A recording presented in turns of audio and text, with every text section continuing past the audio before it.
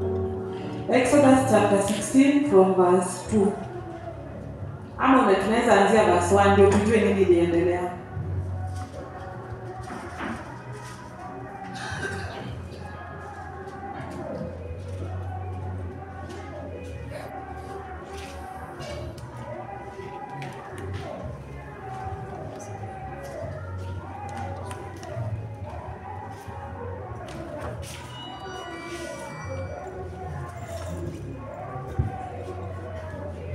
Fika pale tujaribu kuokoa masaa.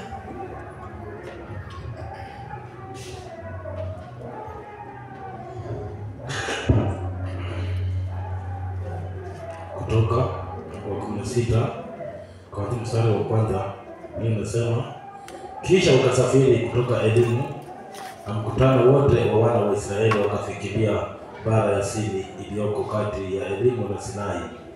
Siku ya 15 ya mwezi wa pili baada ya kutoka kwao nchi ya Misri. Na mkutano mzima wa wana wa Israeli ukamnung'unikia Musa na Haruni huko barani. Wana wa Israeli wakamwambia, laiti tukalikufa kwa mkono wa Bwana katika nchi ya Misri, hapo tulipoketi karibu na zile sufuria za nyama, tulipokula vyakula hata kushiba, kwani mmetutoa huko na kututia katika bara hii ili kutuua kwa njaa kusanyiko hili lote.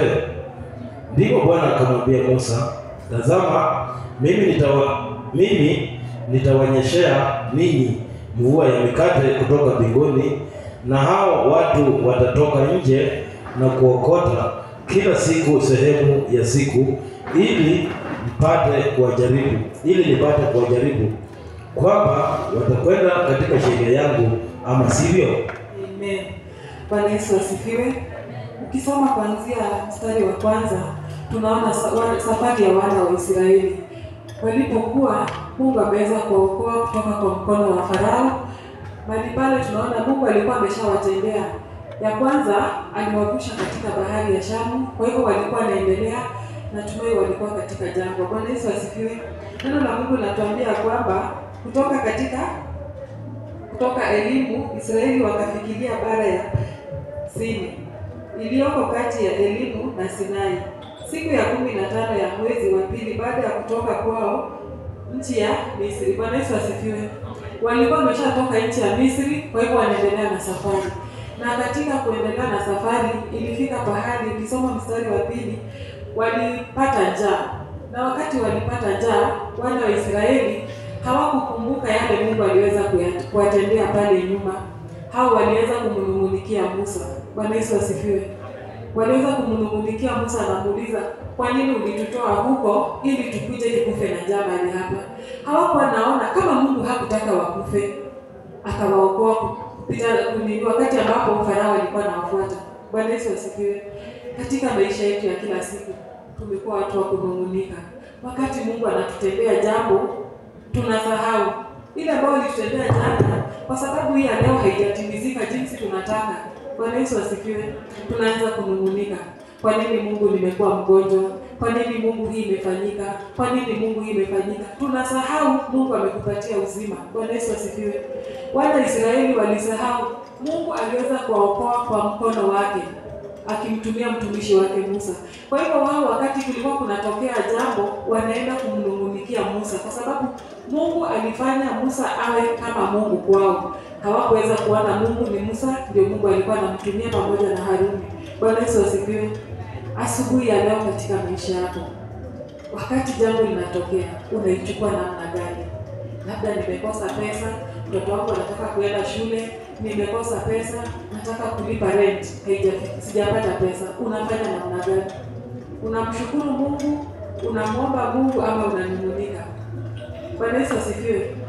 Siku ya Friday nilikuwa mahali hapa, nilifika nikiwa nimechelewa, nikakuta neno ya kwamba Mungu anatupenda.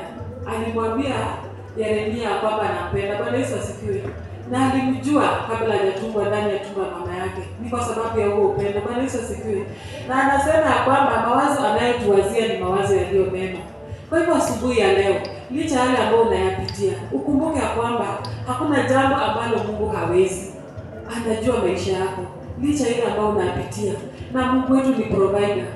Hakuna kile kinamshinda. Bwana Yesu asifiwe. Ukiendelea kusoma mstari wa 3 inasema, wana Israeli wakawaambia, laiti tungalikufa kwa mkono wa Bwana katika nchi ya Misri, hapo tulipoketi karibu na zile sufuria za nyama, tulipokula vyakula hata kushiba. Bwana Yesu asifiwe. Yaani nashiba na wanadamu.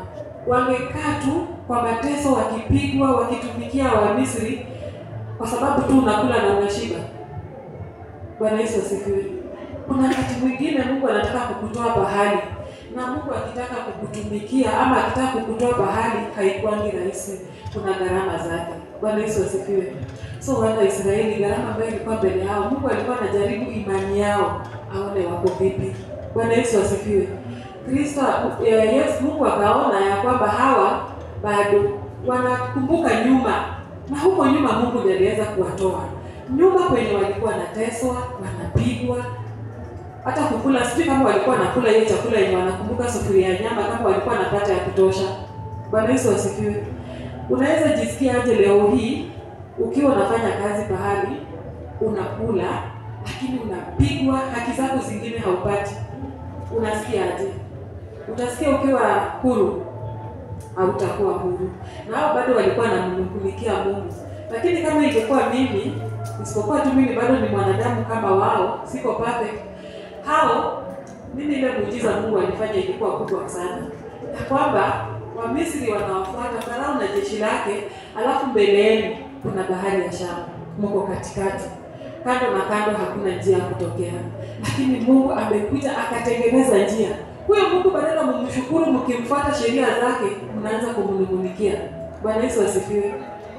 Alafu Mungu kwa sababu yao kunungunika, hata wakati unanungunika Mungu anasikia. Bwana Yesu asifiwe. Lakini napaswa tumshukuru. Wakati unanungunika naye Mungu anajaribu imani yako.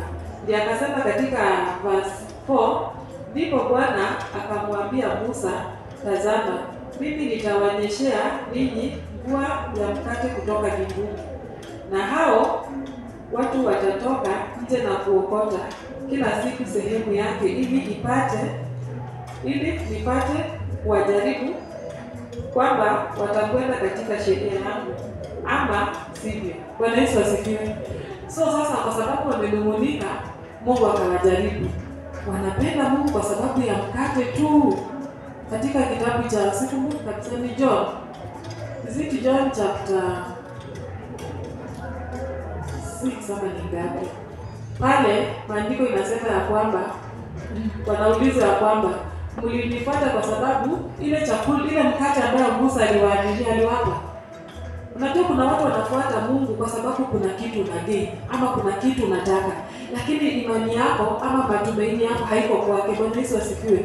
Kuna kitu tu unafuata juu nataka tu hii. Hii nikishapata, inamaanisha nikishapata hii yenye nataka nitatoka, siko kwake. Bwana Yesu asifiwe. Tukue watu wa kumtumainia Mungu na kumfuata kwa mioyo zetu zote. Anasema mnaponitafuta nitapatikana. Na anasema heri wamtumainiao Bwana watapata baraka. Bwana Yesu asifiwe. Tumtumainie Bwana, tutembee katika njia ambayo inapendeza machoni pa Kristo, tukishika sheria zake. Mimi kenye huwa napenda nasema tushike sheria za Kristo. Bwana Yesu asifiwe. Na ukiendelea kusoma tu hiyo chapter, usome tu yote hata ukiendelea mpaka chapter 18. Utaona kwamba bado tu waliendelea kunung'unika. Wana wa Israeli hawakuweza kutosheka na ile ambayo Mungu aliweza kuwatendea. Mungu aliweza kuwaokoa kwa mikono ya Farao, lakini bado walikuwa tu wakinung'unika mbele zake. Asubuhi ya leo tuombe Mungu atujalie neema, tusikwe watu wa kunung'unika, tuwe watu wa kushukuru. Maandiko yanatuambia katika kitabu cha Wathesalonike ya kwamba tufanye nini? Tushukuru Mungu kwa kila jambo. Bwana Yesu asifiwe. Tuwe na moyo wa shukrani. Tusikwe tu watu wa kunung'unika kila wakati. Ama unataka tu kitu fulani utendewe. Usipotendewa hivyo, haufuati Mungu. Unamfuata kwa sababu kuna kitu unataka. Hiyo kitu kishapata si utatoka. Bwana Yesu asifiwe. Tumtafute Kristo kwa mioyo zetu zote. Tukue na njaa ya kukaa miguuni pake na kiu. Kila wakati tutake tu kukaa miguuni pake. Bwana Yesu asifiwe. Tukimpenda kwa mioyo zetu, kila wakati tutamwabudu, tutamtafuta kwa roho na kweli. Bwana Yesu asifiwe. Tusikue kama wana wa Israeli, na hiyo uzao wa Israeli ndio sisi. Bwana Yesu asifiwe. Ni sisi tu ambao tuko kwa hii ulimwengu ndio tunanung'unika. Kwa hivyo ndani ya mioyo zetu tutoe manung'uniko, tutafute Kristo. Tuko na moyo wa shukrani. Wana Israeli wangekuwa na moyo wa shukrani, ile kidogo ambao walikuwa wametendewa, na mimi kwangu si kidogo, Mungu alivyowaokoa kutoka kwa mkono ya Farao, wangekuwa na shukrani. Lakini wao hawakuwa na shukrani, wakaona tu waendelee kunung'unika. Bwana Yesu asifiwe. Asubuhi ya leo tusikue na manung'uniko, tukue watu wa kuomba na kushukuru Mungu. Bwana Yesu asifiwe. Tunapomshukuru Mungu anashuka. Wana Israeli wangeshukuru Mungu tu kwa hiyo njaa walikuwa nayo, bado Mungu angeprovide. Lakini hao walichukua hatua nyingine, walichukua mkondo mwingine. Badala ya kushukuru wakaanza kunung'unika. Ile ambao unapitia, shukuru Mungu kwa sababu anajua ako na uwezo wa kuzuia, ako na uwezo wa kuachilia pia. Labda wakati mwingine Mungu anataka kujaribu imani yako ama anataka kukutengeneza. Bwana Yesu asifiwe. Mungu anapokuandaa anataka kukutumia. Utapitia katika hali fulani. Wakati mwingine unaona kama ni ngumu mpaka unataka kukata tamaa. Hata Musa najua alikuwa anapitia katika hali ngumu kwa sababu anaongoza watu ambao wako na shingo ngumu. Bwana Yesu asifiwe. Watu ambao akiwaambia Mungu anasema hivi, bado wako na doubt ndani yao. Kwa hivyo hata Musa alikuwa na kazi ngumu kwa ajili ya kuongoza hili kundi. Bwana Yesu asifiwe. Asubuhi ya leo jiachilie kwa Kristo. Umwambie Baba, tenda mapenzi yako ndani ya maisha yangu. Tusiwe watu wa kunung'unika, tuache kulalamika, tukue na mioyo za shukrani. Bwana Yesu asifiwe. Nafikiri nitafika tu mahali pale, ni himizo tu kidogo na tutaweza kuendelea. Bwana Yesu asifiwe. Haya, nashukuru kwa kunisikiza. Mungu akaweze kuwabariki. Amen.